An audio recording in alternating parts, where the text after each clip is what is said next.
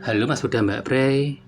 Malam ini aku akan membawakan beberapa cerita yang pastinya akan membuat bulu kuduk teman-teman semuanya berdiri ketakutan.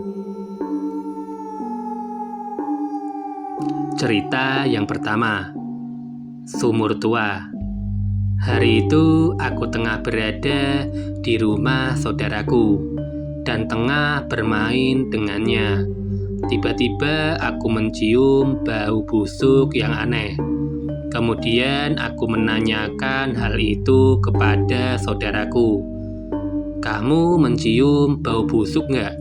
tanyaku kepada saudaraku. "Enggak tuh, kamu mau nakutin aku aja ya?" ujarnya santai tak menghiraukan perkataanku. Aku berkata jujur, bau busuk itu berasal dari belakang rumah saudaraku. Aku pun berjalan mencari sumber bau busuk yang ditimbulkan.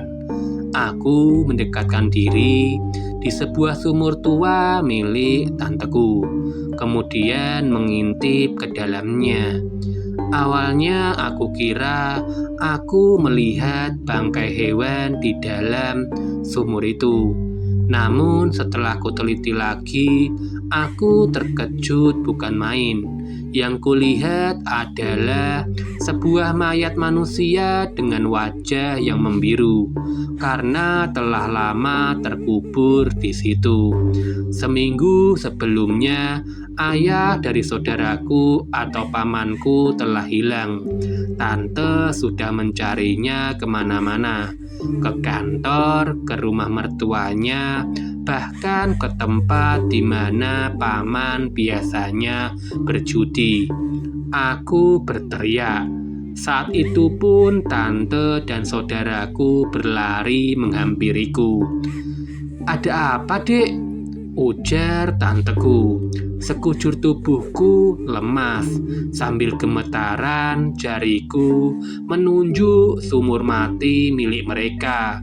Saudaraku mengintip ke dalam lubang dan melihat, ia pun lalu ikut terkejut. "Mah, itu kan..." Tanteku yang penasaran akhirnya ikut mengintip ke dalam lubang sumur. Ia terkejut kemudian meneteskan air mata. Yang ia lihat ialah suaminya yang dicintainya tewas terbunuh dan mayatnya dibuang begitu saja di dalam sumur mati milik keluarganya.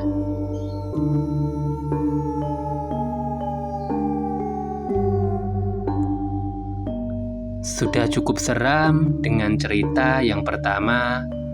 Siapkan mental teman-teman semuanya.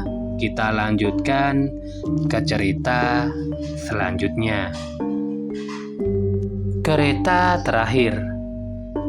Tahun lalu perusahaanku mengadakan pesta malam tahun baru di kota. Ketika pesta selesai, aku pergi untuk mengejar kereta terakhir untuk pulang di malam itu. Aku duduk di kursi dan menatap keluar jendela ke lampu-lampu kota yang berkedip-kedip. Setelah beberapa saat, aku melihat bahwa satu-satunya orang yang di kereta bersamaku merupakan seorang pria dengan jas hujan berwarna hitam. Dia duduk beberapa baris di depanku dan kepalanya tertunduk lesu. Dia tampak tertidur. Aku juga cukup mengantuk dan kelopak mataku mulai terasa berat. Dan akhirnya aku pun tertidur juga. Beberapa menit kemudian aku tersentak bangun oleh derak kereta. Ketika aku membuka mata, ada sesuatu yang tampak berbeda. Aku tidak yakin, tapi sepertinya pria berjas hitam itu satu kursi lebih dekat denganku.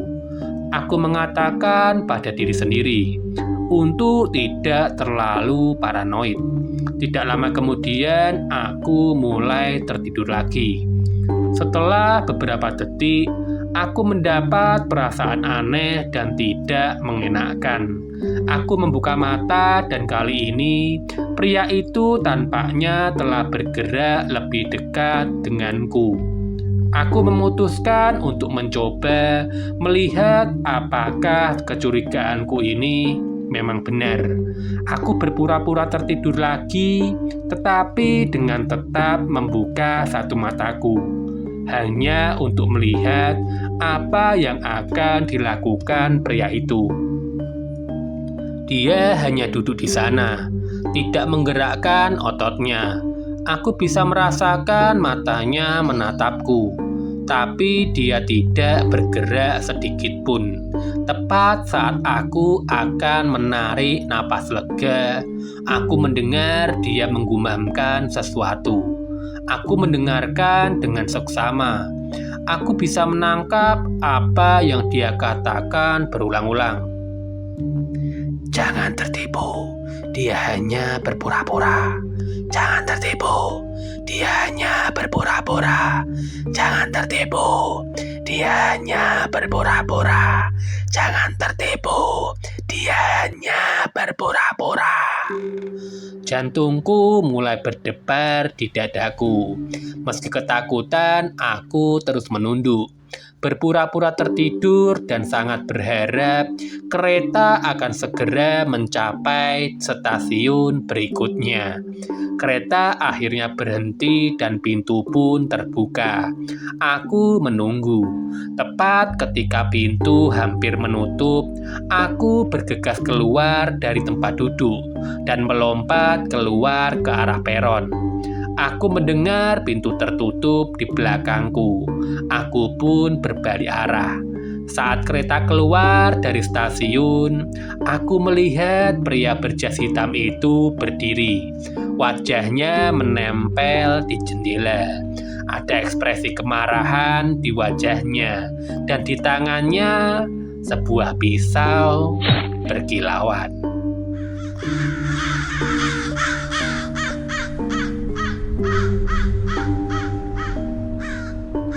Apakah nyali teman-teman semuanya masih kuat untuk lanjut ke cerita selanjutnya? Coba tengok ke sekitar teman-teman semuanya. Barangkali ada sesosok yang ikut mendengarkan bersama kalian.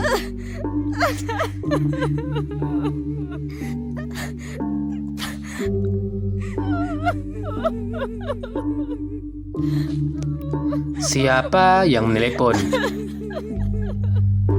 Kamu sendirian di rumah, sedang asik menatap layar laptopmu, ketika tiba-tiba terdengar suara telepon dari ruang tamu berdering.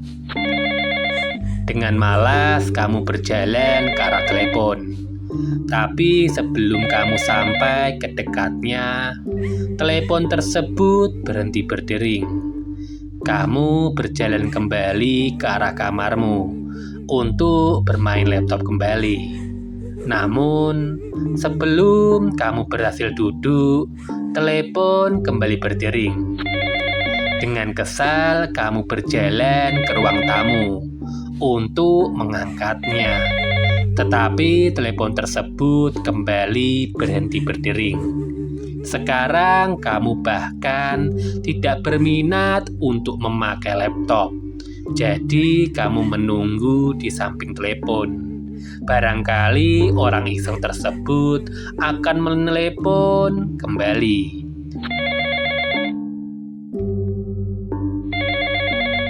Benar dugaanmu. Telepon berdering dan dengan cepat kamu angkat. Tetapi suara di ujung sana terdengar sedikit marah. Itu adalah suara ayahmu. Halo, apa maksudmu mengangkat dan mematikan telepon seperti itu? Aku tahu, kamu ada di rumah sekarang. Pertanyaannya, bagaimana caranya kamu mematikan telepon itu? Padahal mengangkat pun kamu tidak sempat.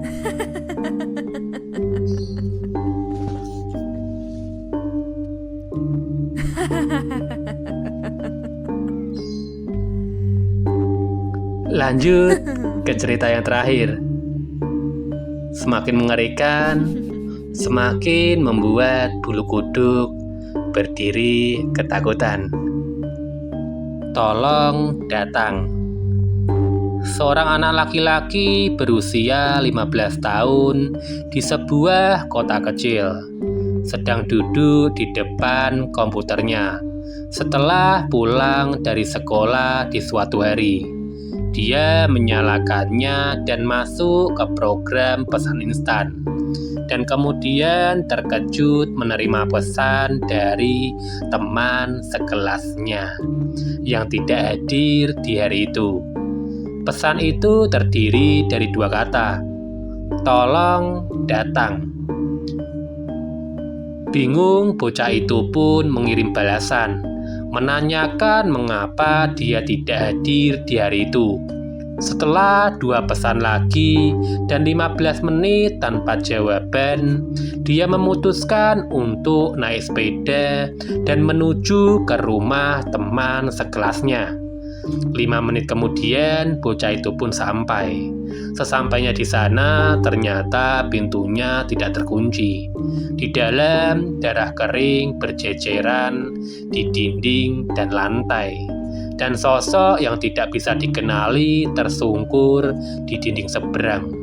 Sosok itu kehilangan lengan dan kakinya, dan garis-garis berdarah di lantai mengarah menjauh dari sosok itu menuju ke dapur. Bocah itu membanting pintu hingga tertutup dan segera menelepon polisi di ponselnya. Ketika polisi tiba, mereka menemukan 3 mayat serta jejak yang menjauh dari rumah dari arah pintu belakang. Laporan forensik menyimpulkan bahwa seluruh keluarga, teman sekelas bocah itu, dan orang tuanya telah terbunuh pada malam sebelumnya.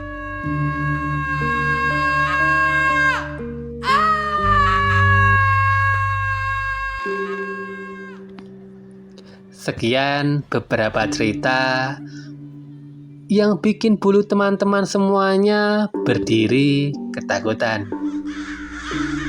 Nantikan selalu cerita-cerita misteri dari kami. Akhir kata, salam ketakutan.